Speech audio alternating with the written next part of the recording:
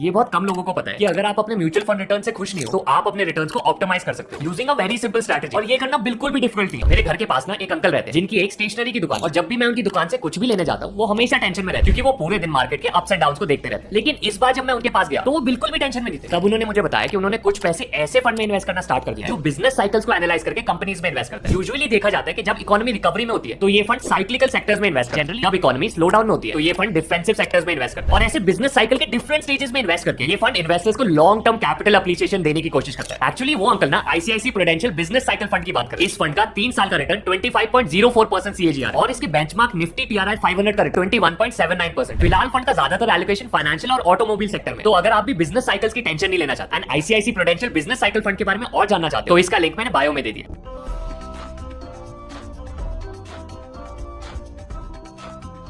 Mutual fund निवेश बाजार जोखिमों के अधीन है। योजना से जुड़े सभी दस्तावेज ध्यानपूर्वक पढ़ें।